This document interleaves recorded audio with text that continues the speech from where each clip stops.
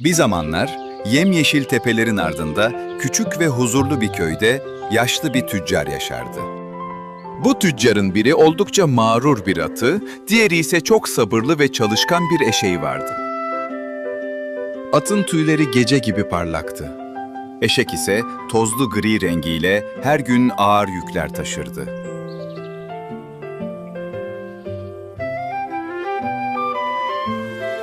Bir sabah tüccar, eşeğin sırtına koca heybeleri, atın sırtına ise sadece süslü bir eğer vurdu.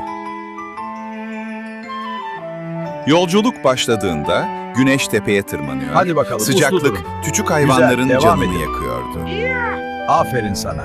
Eşek, sırtındaki koca heybelerin altında her adımda biraz daha fazla zorlanıyor, nefesi daralıyordu. Mağrur atsa kuyruğunu sallayarak zarifçe yürüyor, eşeğin çektiği çileyi hiç görmüyordu. Yol dikleşmeye başladıkça eşeğin bacakları titredi. Gözlerinden yorgunluk damlaları süzüldü. "Dostum," dedi eşek fısıltıyla. "Lütfen eşyaların yükümün bir birazını kısmını sen al. al." Yoksa yolun Neden ben sonunda yükleneyim düşeceğim." ki? Çünkü ben çok yorgunum. At burnundan soluyarak şöyle dedi. "Ben bir savaş atıyım. Senin pis yüklerinle uğraşamam." Eşek sessizce yoluna devam etti.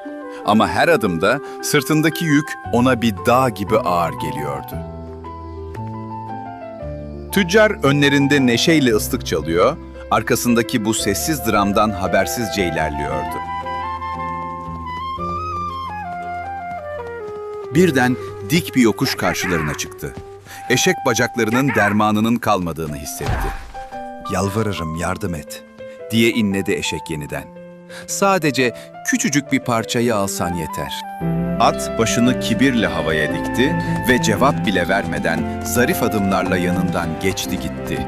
Öğle güneşi tam tepedeyken eşeğin gözleri karardı. Dünya etrafında hızla dönmeye başladı. Zavallı eşek, daha fazla dayanamayarak tozlu yolun ortasına bir kaya gibi yığılıp kaldı.